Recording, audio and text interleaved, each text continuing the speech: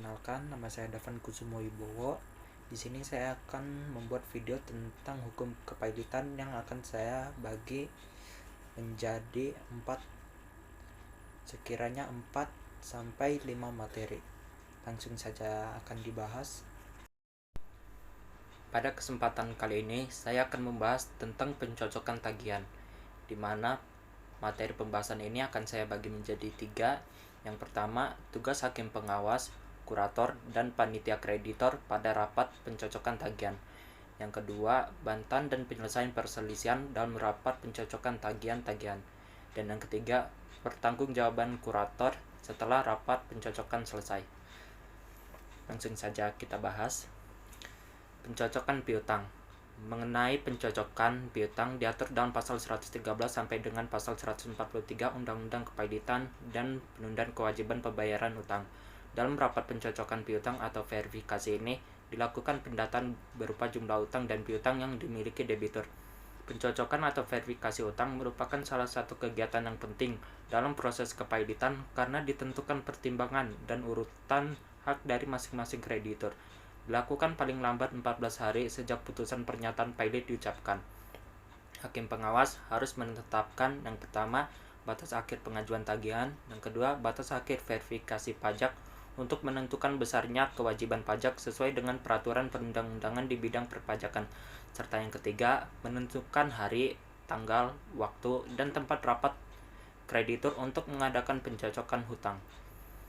Rapat verifikasi dipimpin oleh hakim pengawas yang dihadiri oleh yang pertama, panitera sebagai pencatat, kedua, debitur tidak boleh diwakilkan karena debitur harus menjelaskan kalau nanti terjadi perbedaan pendapat tentang jumlah tagihan. Yang ketiga, kreditur atau kuasanya. Jika berhalangan hadir, tidak apa-apa, nantinya akan mengikuti hasil rapat. Dan keempat, kurator harus hadir karena pengelola aset. Semua kreditor wajib menyerahkan piutangnya kepada kurator disertai keterangan atau keterangan tertulis lainnya yang menunjukkan sifat dan jumlah piutang, disertai dengan surat bukti atau salinannya, dan suatu pernyataan ada atau tidaknya kreditor mempunyai suatu hak istimewa, hak gadai, jaminan fidusia, hak tanggungan, dan hipotek. Tugas kurator dalam pencocokan utang dalam pasal 116 Undang-Undang Kepailitan dinyatakan bahwa ayat pertama mencocokkan perhitungan piutang yang diserahkan oleh kreditor dengan catatan yang telah dibuat sebelumnya dan keterangan debitor pailit. Atau ayat 2, kurator sebagaimana dimaksud pada ayat 1 berhak meminta kepada kreditor agar memasukkan surat yang belum diserahkan, termasuk memperlihatkan catatan dan surat bukti asli. Tugas panitia kreditur dalam pencocokan utang. Yang pertama, usul untuk mengajukan perpanjangan waktu PKPU menjadi 270 hari. Kedua, usul untuk pemecatan atau penggantian kurator. Ketiga, usul untuk pembubaran atau penggantian panitia kreditor sementara yang telah ditunjuk oleh pengadilan sebelumnya dan menggantinya dengan panitia kreditor tetap. Keempat, usul untuk menyetujui rencana perdamaian. Kelima, cara untuk menjual harta atau aset debitor dalam perkara kepailitan. Penyerahan paling lambat sebelum hari pencocokan piutang. Dalam prakteknya, hakim pengawas meminta kepada kurator untuk menyelenggarakan mekanisme pra-verifikasi di suatu tempat di luar gedung pengadilan niaga tanpa dihadiri oleh hakim pengawas. Hal ini sangat efektif untuk menunjang proses verifikasi karena pada saat pra-verifikasi yang dimotori oleh kurator, baik debitor maupun kreditor dapat saling mencocokkan dokumen masing-masing, dan pada saat terdapat titik temu, maka angka-angka yang telah disepakati dalam rapat pra-verifikasi tinggal disahkan saja pada saat rapat verifikasi. Mengapa demikian? Karena hakim pengawas mempunyai keterbatasan ruang gerak terkait dengan tempat dan waktu, terlebih sarana dan prasarana pengadilan juga terbatas. Ada kalanya dalam proses verifikasi tersebut, baik debitor maupun kreditor tetap mempertahankan pendirian masing-masing atas jumlah utang piutangnya, atau bahkan bantahannya. Dalam keadaan demikian, hakim pengawas berupaya sedemikian rupa untuk mendamaikan kedua belah pihak. Apabila ternyata tetap tidak berhasil, maka persoalan tersebut oleh hakim pengawas diserahkan kepada majelis hakim untuk diperiksa dan diputus. Untuk itulah hakim pengawas menetapkan persidangan dengan agenda yang dikenal istilah prosedur Prosedur Renvoi. Tujuan prosedur Renvoi adalah untuk menyelesaikan sengketa yang timbul dalam rapat verifikasi yang pemeriksaannya dilakukan secara sederhana. Filosofi diselenggarakannya rapat verifikasi adalah bahwa harta pilot akan dibagi secara proporsional atau pari passu pro rata parte di antara kreditor konkuren. Oleh sebab itulah, maka perlu disediakan lembaga untuk melakukan pengujian yang disebut rapat verifikasi. Dimaksudkan untuk meneliti dan mengkaji atas klaim piutang yang diajukan oleh kreditor. Dan dalam rapat verifikasi tersebut, hakim pengawas akan membacakan daftar piutang yang dibuat oleh kurator, baik yang diakui, dibantah, ataupun diragukan. Langkah demikian memang teramat penting, artinya untuk menghindari hadirnya kreditor-kreditor fiktif yang sengaja ditampilkan oleh debitor yang beritikat tidak baik. Debitor menampilkan kreditor fiktif karena ia berkepentingan untuk membagi habis harta pilot sehingga kreditor lain hanya akan mendapatkan sedikit proporsionalnya. Dalam rapat verifikasi utang telah selesai, adalah kewajiban kurator untuk memberikan laporan mengenai keadaan harta pilot dengan memberikan keterangan kepada kreditor tentang segala apa yang dipandang perlu. Lebih dari itu, berita acara rapat verifikasi harus ditempatkan di kepaniteraan pengadilan niaga. Sementara itu, salinannya diletakkan di kantor kurator dengan tujuan agar hal tersebut dapat dilihat dan dibaca secara cuma-cuma bagi siapa saja yang berkepentingan. Selanjutnya saya akan membahas tentang berakhirnya kepailitan. Yang pertama, perdamaian. Yang kedua, insolvensi. Yang ketiga, rehabilitasi. Yang pertama akan dibahas adalah tentang perdamaian. Dalam penyelesaian perkara, tentu diusahakan perdamaian sebagaimana dalam hukum acara perdata yang bersumber dari HIR menyatakan bahwa dalam menyelesaikan perkara, hakim wajib mengusahakan perdamaian terlebih dahulu. Dalam perkara kepailitan, perdamaian tidak diusahakan di awal karena hakim hanya diberi waktu 60 hari untuk mengeluarkan putusan.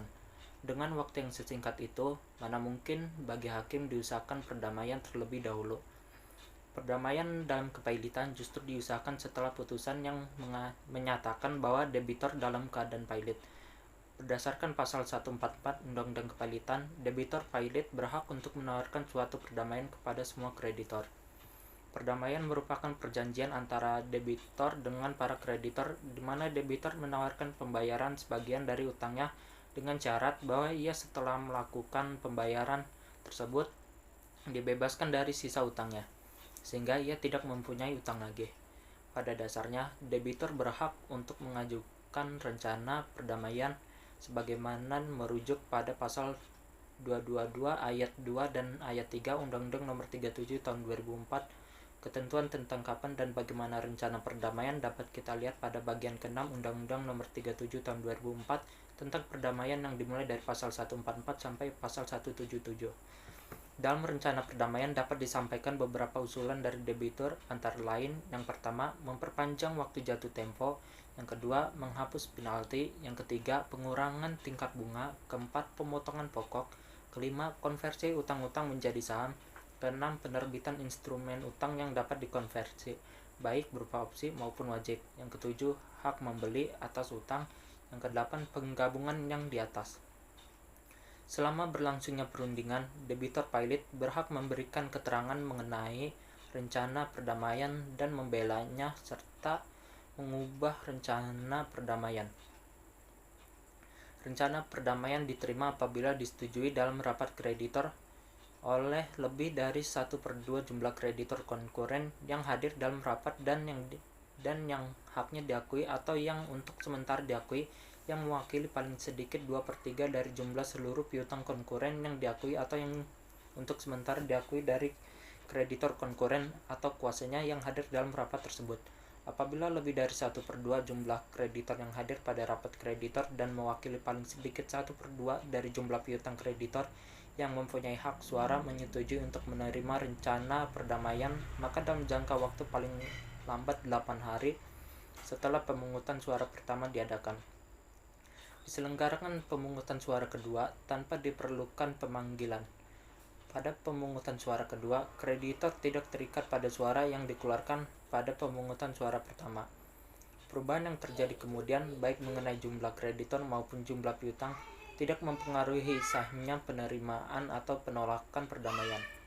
Apabila lebih dari 1/2 jumlah kreditor yang hadir pada rapat kreditor dan mewakili paling sedikit 1/2 dari jumlah piutang, kreditor yang mempunyai hak suara menyetujui untuk menerima rencana perdamaian, maka dalam jangka waktu paling lambat 8 hari setelah pemungutan suara pertama diadakan, diselenggarakan pemungutan suara kedua tanpa diperlukan pemanggilan. Pada pemungutan suara kedua, kreditor tidak terikat pada suara yang dikeluarkan pada pemungutan suara pertama. Hasil dari rapat perundingan itu kemudian dibuatkan berita acara yang ditandatangani oleh hakim pengawas dan panitera pengganti. Berita acara tersebut wajib memuat antara lain sebagai berikut. Yang pertama, isi perdamaian. Kedua, nama kreditor yang hadir dan berhak mengeluarkan suara dan menghadap. Ketiga, suara yang dikeluarkan. Keempat, hasil pemungutan suara. Dan yang kelima, segala sesuatu yang terjadi dalam rapat. Kreditor yang telah mengeluarkan suara menyetujui rencana perdamaian atau debitor pilot dapat meminta kepada pengadilan untuk perbaikan berita acara rapat dalam waktu 8 hari setelah tersedianya berita acara rapat. Selanjutnya, menurut pasal 156 Undang-Undang Kepelitan, dalam hal rencana perdamaian diterima sebelum rapat ditutup, hakim pengawas menetapkan hari sidang pengadilan yang akan memutuskan mengenai disahkan atau tidaknya rencana perdamaian tersebut. Menurut pasal 216 Undang-Undang Nomor 37 Tahun 2004, suatu perdamaian disetujui oleh para kreditor konkuren menurut jumlah suara yang ditentukan dalam undang-undang. Masih perlu disahkan oleh pengadilan niaga. Acara pengesahan ini disebut dengan istilah ratifikasi dan sidang pengesahan tersebut disebut dengan homologasi. Sidang pengadilan harus diadakan paling singkat 8 hari dan paling lambat 14 hari setelah diterimanya rencana perdamaian dalam rapat pemungutan suara atau setelah dikeluarkannya penetapan pengadilan dalam hal terdapat kekeliruan. Selama sidang, kreditor dapat menyampaikan kepada hakim pengawas alasan-alasan yang menyebabkan mereka menghendaki ditolaknya pengesahan rencana perdamaian tersebut. Pada hari ditetapkan, hakim pengawas dalam sidang terbuka memberikan laporan tertulis, sedangkan tiap-tiap kreditor baik sendiri maupun kuasanya dapat menjelaskan alasan-alasan yang menyebabkan ia menghendaki pengesahan atau penolakan perdamaian. Dalam permohonan penetapan itu, rencana perdamaian yang diajukan dapat diterima atau bahkan ditolak oleh pengadilan. Alasan rencana perdamaian tersebut ditolak antara lain, yang pertama, harta debitor, termasuk benda untuk mana dilaksanakan hak untuk menahan suatu benda jauh lebih besar daripada jumlah yang disetujui dalam perdamaian. Yang kedua, pelaksanaan perdamaian tidak cukup terjamin. Yang ketiga, perdamaian itu dicapai karena penipuan atau persekongkolan dengan satu atau lebih kreditor, atau karena pemakaian upaya lain yang tidak jujur dan tanpa menghiraukan apakah debitor atau pihak lain bekerja sama. Untuk mencapai hal ini, bila penolakan pengesahan perdamaian itu terjadi, baik kreditor yang menyetujui rencana perdamaian maupun debitor pilot, dalam waktu 8 hari setelah tanggal putusan pengadilan diucapkan, menurut pasal 161 ayat 1 Undang-Undang Kepelitan dan Penundaan Kewajiban Pembayaran Utang, prosedur kasasi bisa diajukan ke Mahkamah Agung.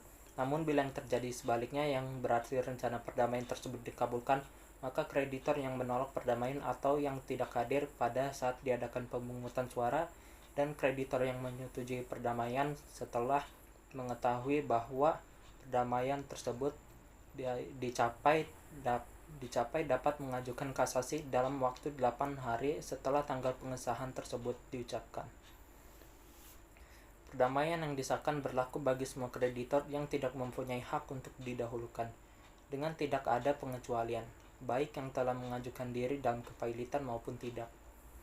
Putusan pengesahan perdamaian yang telah memperoleh kekuatan hukum tetap merupakan atas hak yang dapat dijalankan terhadap debitor dan semua orang yang menanggung pelaksanaan perdamaian sehubungan dengan piutang yang telah diakui, jauh tidak dibantah oleh debitor pilot.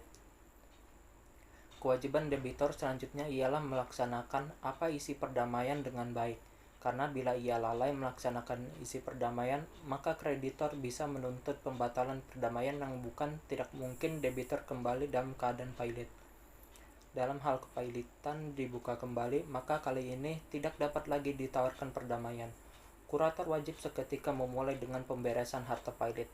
Dalam keadaan semacam ini, maka harta pailit dibagi di antara kreditor dengan cara yang pertama, jika kreditor lama maupun kreditor baru belum mendapat pembayaran, hasil penguangan harta pailit dibagi di antara mereka secara pro rata. Kedua, jika telah dilakukan pembayaran sebagian kepada kreditor lama dan kreditor baru berhak menerima pembayaran sesuai dengan persentase yang telah disepakati dalam perdamaian. Yang ketiga, kreditor lama dan kreditor baru berhak memperoleh pembayaran secara pro rata atas sisa harta pailit setelah dikurangi pembayaran sebagaimana dimaksud pada huruf B sampai dipenuhinya seluruh piutang yang diakui. Yang keempat, kreditor lama yang telah memperoleh pembayaran tidak diwajibkan untuk mengembalikan pembayaran yang telah diterimanya. Setelah berakhirnya debitur atau ahli warisnya berhak mengajukan permohonan rehabilitasi kepada pengadilan yang telah diucapkan putusan pernyataan pailit. Rehabilitasi ini adalah pemulihan nama baik debitur seperti semula. Permohonan rehabilitasi itu harus dilampiri bukti yang menyatakan bahwa semua kreditor yang diakui sudah memperoleh pembayaran secara memuaskan. Dalam jangka waktu 60 hari setelah permohonan rehabilitasi diumumkan, paling sedikit dalam 2 surat kabar harian, setiap kreditor yang diakui dapat mengajukan keberatan terhadap permohonan tersebut dengan memasukkan surat keberatan disertai alasan di kepaniteraan pengadilan, dan panitera harus memberi tanda penerimaan. Setelah berakhirnya jangka waktu 60 hari itu, pengadilan harus mengabulkan atau menolak permohonan tersebut. Terhadap putusan pengadilan itu tidak tersedia upaya hukum.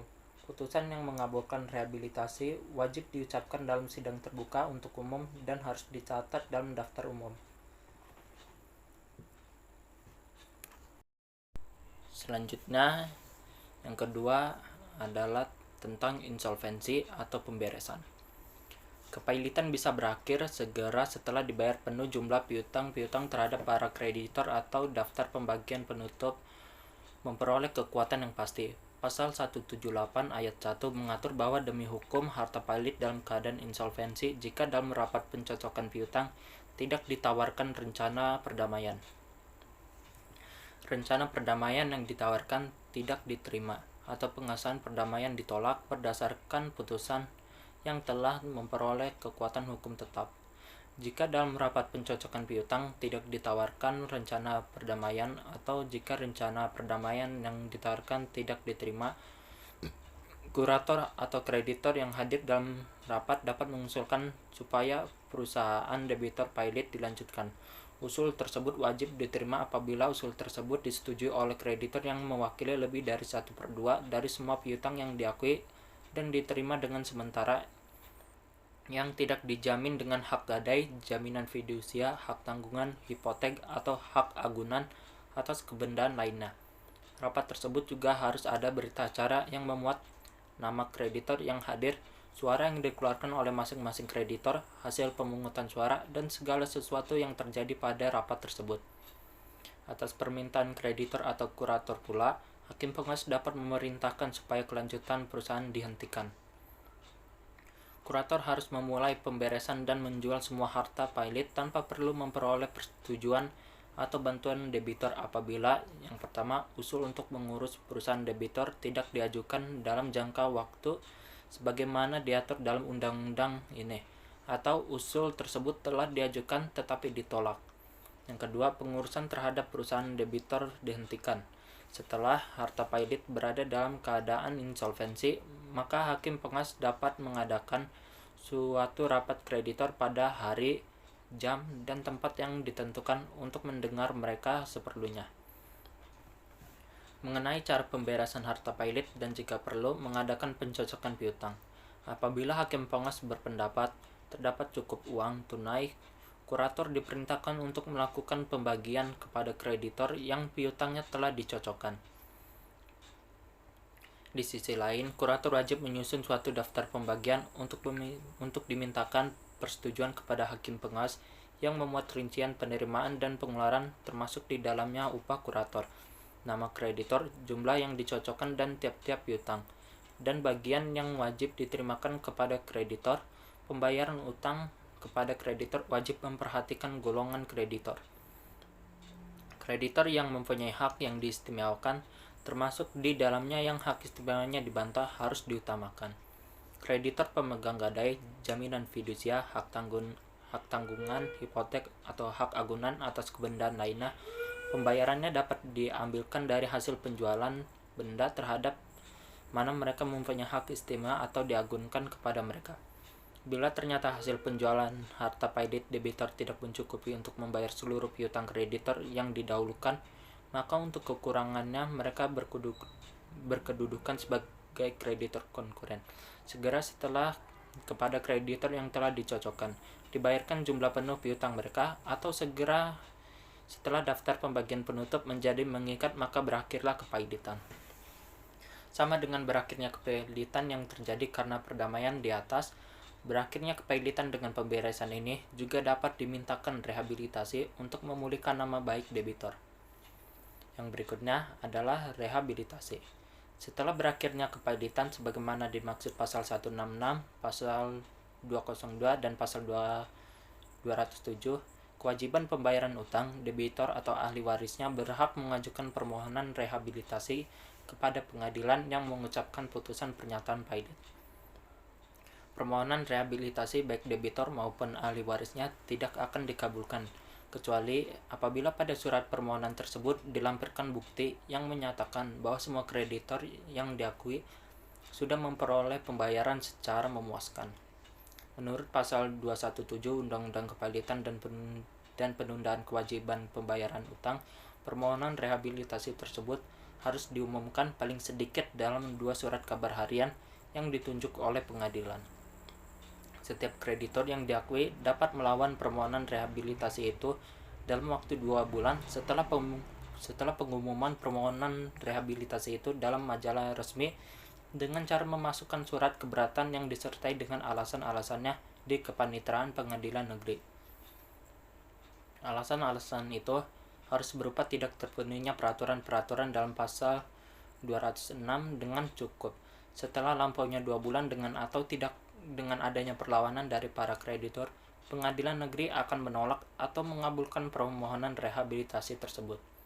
Putusan untuk mengabulkan permohonan rehabilitasi diucapkan di muka sidang umum dan didaftarkan dalam suatu register umum di Kepanitraan Pengadilan Negeri. Terhadap putusan rehabilitasi itu tidak dapat dilakukan banding atau kasasi. Selanjutnya yang akan dibahas adalah mengenai penundaan kewajiban pembayaran utang atau disingkat PKPU, yang akan saya bagi menjadi 6. Yang pertama, pengertian PKPU dan perbedaannya dengan kepailitan. Dan yang kedua, pihak-pihak yang berhak mengajukan PKPU. Ketiga, prosedur pengajuan permohonan PKPU. Keempat, perbedaan antara putusan pengadilan atas PKPU dan putusan kepailitan. Dan yang kelima, berakhirnya PKPU. Langsung saja akan kita bahas pengertian PKPU dan perbedaannya dengan kepailitan. Pemberian waktu bagi debitor untuk tidak melakukan pembayaran kepada para kreditor dengan tujuan agar dapat menyusun proposal perdamaian untuk restrukturisasi utang kepada para kreditor. Penundaan pembayaran diperbolehkan hanya bila mana harapan akan dapat memuaskan para kreditor itu. PKPU diatur dalam bab ketiga pasal 222 sampai dengan pasal 294 Undang-Undang Nomor 37 Tahun 2004 tentang kepailitan dan penundaan kewajiban pembayaran utang. Tujuan pengajuan PKPU menurut pasal 222 ayat 2 Undang-Undang Nomor 37 Tahun 2004 tentang kepailitan dan penundaan kewajiban pembayaran utang adalah untuk mengajukan rencana perdamaian yang meliputi tawaran pembayaran sebagian atau seluruh utang kepada kreditor. Berikutnya adalah pihak-pihak yang berhak mengajukan PKPU. Pengajuan permohonan penundaan kewajiban pembayaran utang dapat dilakukan baik oleh debitur maupun kreditor. Debitur dapat mengajukan permohonan penundaan kewajiban pembayaran utang hanya apabila debitur mempunyai lebih dari satu kreditor. Selain itu, syarat lain bagi debitur agar dapat mengajukan permohonan penundaan kewajiban pembayaran utang yaitu apabila debitur sudah dalam keadaan tidak dapat atau memperkirakan tidak akan dapat melanjutkan membayar utang-utangnya yang sudah jatuh waktu dan dapat ditagih. Penundaan kewajiban pembayaran utang tersebut harus diajukan oleh debitur sebelum ada putusan pernyataan pailit. Apabila putusan pernyataan pailit sudah diucapkan oleh hakim terhadap debitur tersebut, debitur tidak dapat lagi mengajukan permohonan penundaan kewajiban pembayaran utang. Kreditor yang dapat mengajukan permohonan penundaan kewajiban pembayaran utang adalah baik kreditor konkuren maupun kreditor yang didahulukan. Kreditor konkuren adalah kreditor yang tidak memiliki hak jaminan atau agunan atas harta debitur sebagai jaminan pelunasan utang. Sementara itu, kreditor yang didahulukan pelunasan piutangnya adalah kreditor pemegang hak jaminan dan kreditor istimewa. Undang-Undang Nomor 37 Tahun 2004 tentang kepailitan dan penundaan kewajiban pembayaran utang menentukan tidak semua debitur dapat mengajukan sendiri permohonan penundaan kewajiban pembayaran utang. Dalam hal debitur adalah bank, perusahaan efek, bursa efek, lembaga clearing dan penjaminan, lembaga penyimpanan dan penyelesaian, perusahaan asuransi, perusahaan reasuransi, dana pensiun, dan badan usaha milik negara yang bergerak di bidang kepentingan publik, maka yang dapat mengajukan permohonan penundaan kewajiban pembayaran utang yaitu Bank Indonesia. Dalam hal debitur adalah bank, badan pengawas pasar modal. Dalam hal debitur adalah perusahaan efek, bursa efek, lembaga clearing dan penjaminan, lembaga penyimpanan dan penyelesaian, dan Menteri Keuangan. Dalam hal debitur adalah perusahaan asuransi, perusahaan reasuransi dan dana pensiun, dan badan usaha milik negara yang bergerak di bidang kepentingan publik. Untuk lebih detailnya sebagai berikut. Yang pertama adalah debitor, yang kedua adalah kreditor, terdapat pada pasal 2 ayat 2 Undang-Undang Kepailitan dan Penundaan Kewajiban Pembayaran Pajak. Yang ketiga, kejaksaan untuk kepentingan umum. Yang keempat adalah Bank Indonesia terhadap debitor adalah bank yang terdapat pada pasal 2 ayat 3 Undang-Undang Kepailitan dan Penundaan Kewajiban Pembayaran Pajak utang. Yang kelima adalah BUMN. Lalu yang berikutnya adalah otoritas jasa keuangan terhadap debitor perusahaan efek, bursa efek, lembaga clearing dan penjaminan, dan lembaga penyimpanan dan penyelesaian pasal 2 ayat 2 Undang-Undang Kepailitan dan Penundaan Kewajiban Pembayaran Utang, Junto pasal 55 ayat 1 Undang-Undang OJK. Lalu yang berikutnya adalah pengurus harta debitur dalam PKPU. Dalam proses PKPU, sebelum pengadilan memutuskan untuk mengadakan pemberian PKPU tetap, baik debitur maupun kreditor dapat mengajukan untuk diberikan putusan PKPU sementara.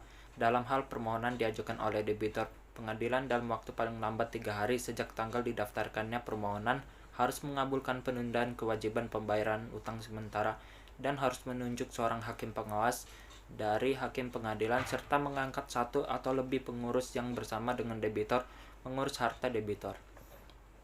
Tugas hakim pengawas dalam penundaan kewajiban pembayaran utang mirip dengan tugas hakim pengawas dalam kepailitan.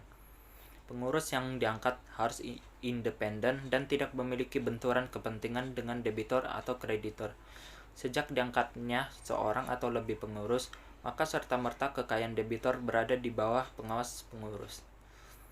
Berikutnya yang akan dibahas adalah prosedur pengajuan permohonan PKPU.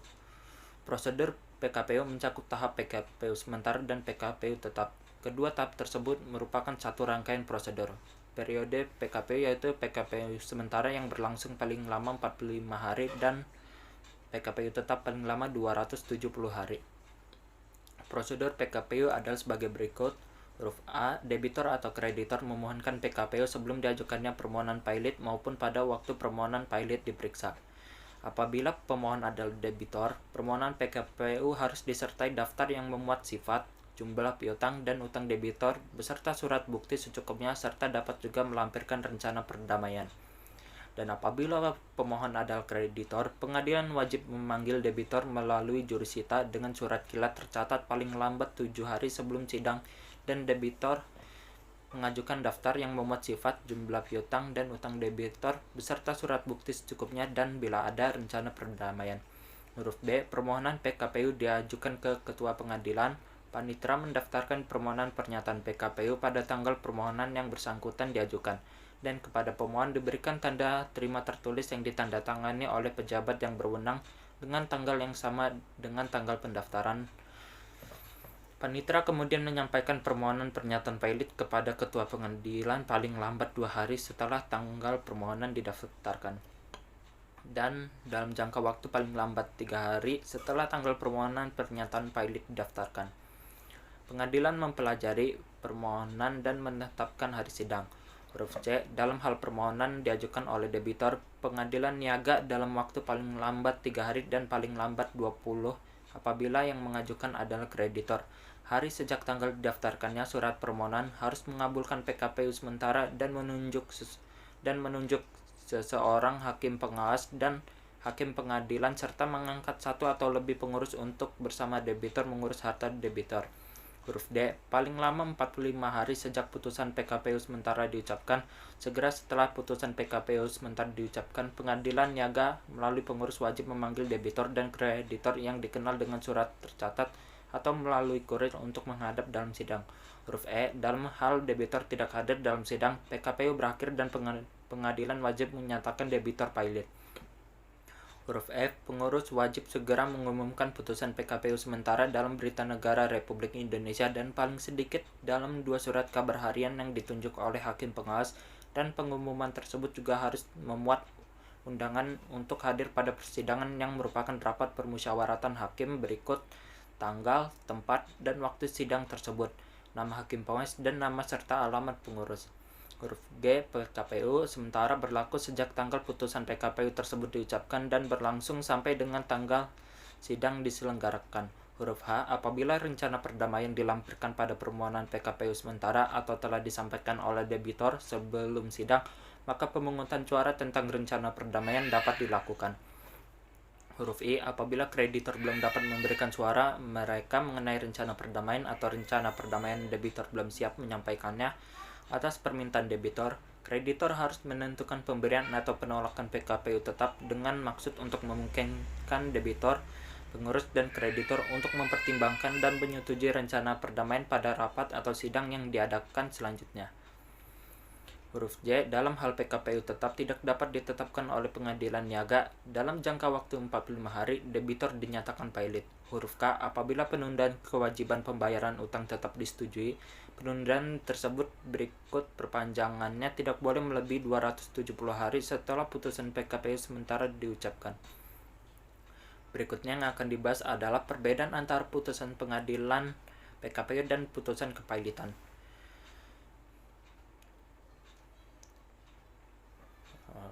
Jika permohonan PKPU diajukan oleh debitur, maka permohonan harus diputus paling lama 3 hari dan menunjuk satu atau lebih pengurus berdasarkan pasal 225 ayat 2. Dan sedangkan jika debitur yang mengajukan permohonan, maka pengambilan keputusan harus dilakukan maksimal 3 hari. Sedangkan untuk yang pilot, keputusan dari permohonan akan diumumkan maksimal 60 hari setelah berkasnya masuk.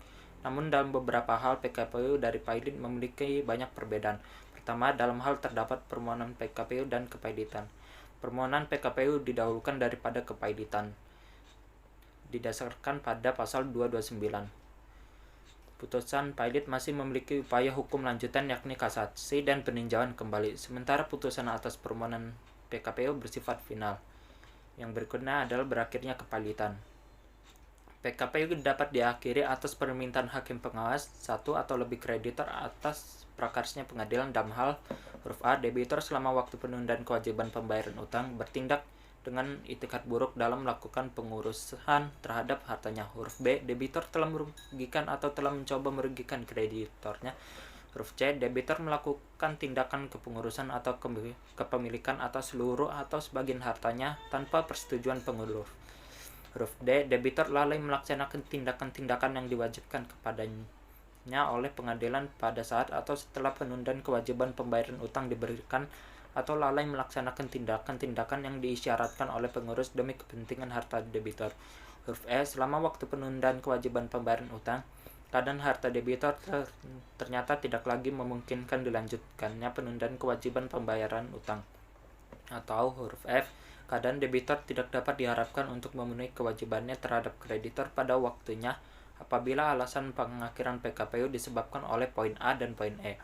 Maka pengurus wajib mengajukan permohonan pengakhiran PKPU.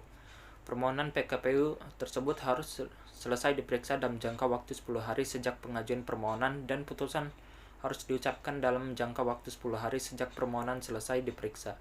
Jika PKPU diakhiri, maka debitor harus dinyatakan pailit dalam putusan yang sama. Selain alasan tersebut di atas, PKPU juga bisa berakhir ketika putusan pengesahan perdamaian memperoleh kekuatan hukum tetap. Kemudian yang terakhir yang akan dibahas adalah mengenai perdamaian, yang akan saya bagi menjadi 4. Yang pertama, perdamaian dalam proses PKPU. Yang kedua, perdamaian setelah jatuhnya putusan pailit. Yang ketiga, perbedaan perdamaian dalam proses PKPU dengan kepailitan. Dan yang keempat adalah pengesahan dan penolakan rencana perdamaian oleh pengadilan niaga. Langsung kita akan bahas perdamaian dalam proses PKPU. Selama berlangsungnya masa PKPU, maka terjadi penundaan pembayaran utang dalam waktu tertentu pada seluruh kreditor terkait. Selain itu, sebagaimana tujuan PKPU, bahwa debitor selama masa PKPU diberikan waktu untuk mengajukan rencana perdamaian kepada para kreditornya yang meliputi penawaran pembayaran sebagian atau seluruh utang. Pengesahan perdamaian oleh pengadilan niaga diharapkan menghindarkan debitor dari kepailitan. Perdamaian dalam kepailitan dikenal terdapat 2 jenis, yaitu perdamaian dalam kepailitan setelah adanya putusan pailit dan perdamaian dalam penundaan kewajiban pembayaran utang. Lembaga perdamaian dalam PKPU sebagai sarana alternatif untuk menyelesaikan masalah utang piutang untuk melindungi debitor dari likuidasi kepailitan. Pasal 1851 Kitab Undang-Undang Hukum Perdata mengemukakan bahwa perdamaian ialah suatu perjanjian yang mana kedua belah pihak dengan menyerahkan, menjanjikan, atau menahan suatu barang. Menurut pasal 281 ayat 1 Undang-Undang Kepailitan dan Penundaan Kewajiban Pembayaran Utang, perdamaian dapat diterima apabila disetujui oleh lebih dari 1/2 jumlah kreditor konkuren yang haknya diakui atau sementara diakui yang hadir pada rapat kreditor sebagaimana dimaksud dalam pasal 268 termasuk kreditor sebagaimana dimaksud dalam pasal 280 yang bersama-sama mewakili paling sedikit 2/3 bagian dari seluruh tagihan yang diakui atau sementara diakui dari kreditor konkuren atau kuasanya yang hadir dalam rapat tersebut.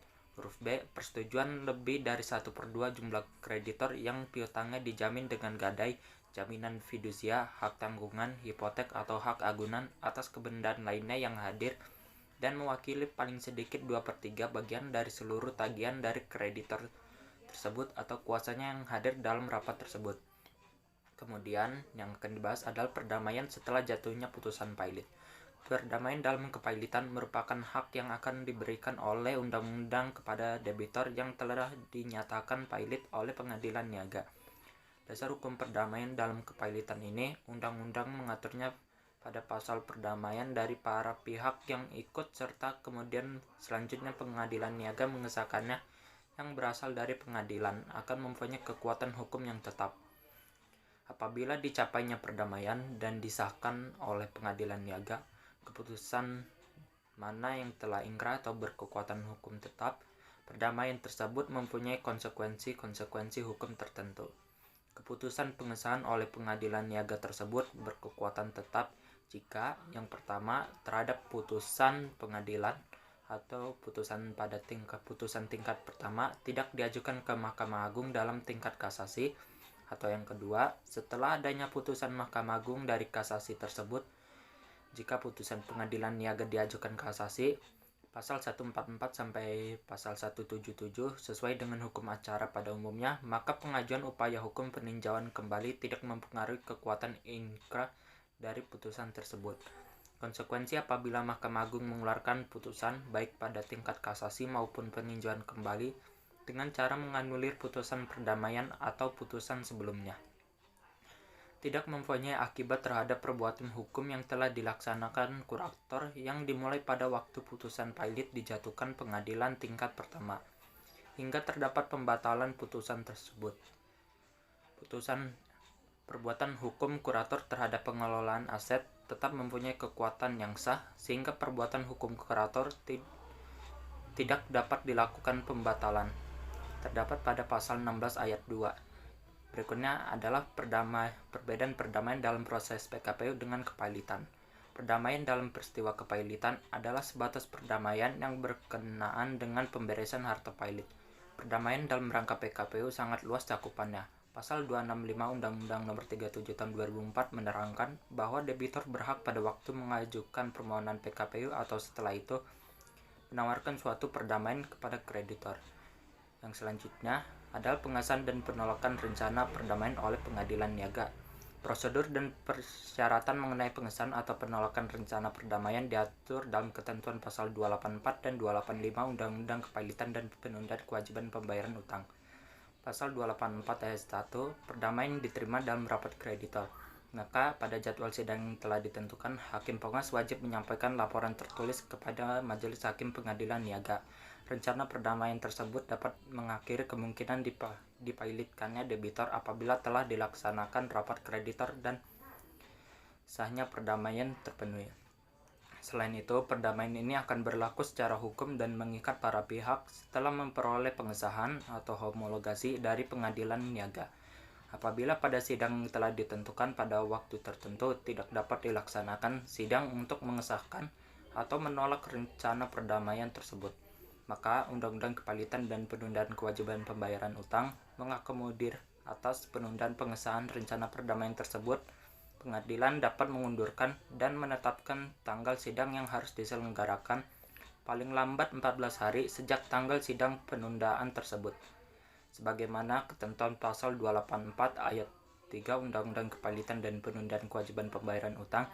Berdasarkan pasal 289, apabila rencana perdamaian ditolak, maka hakim pengawas wajib segera memberitahukan penolakan itu kepada pengadilan dengan cara menyerahkan kepada pengadilan tersebut salinan rencana perdamaian serta berita acara rapat sebagaimana dimaksud dalam pasal 282. Dan dalam hal demikian, pengadilan harus menyatakan debitor pailit setelah pengadilan menerima pemberitahuan penolakan dari hakim pengawas, dengan memperhatikan ketentuan sebagaimana dimaksud dalam pasal 283 ayat 1. Beberapa ahli kepailitan berbeda pandangan, di mana satu pihak menyatakan setelah dinyatakan pailit akibat rencana perdamaian ditolak, maka sudah tidak bisa mengajukan rencana perdamaian lagi. Namun pihak yang lain berpandangan sebaliknya. Justru karena pasal 290 Undang-Undang Nomor 37 Tahun 2004 menyatakan ketentuan kepailitan bab 2 berlaku kecuali pasal 11 sampai dengan pasal 14 Undang-Undang Nomor 37 Tahun 2004. Maka debitor pailit masih berhak mengajukan rencana perdamaian lagi.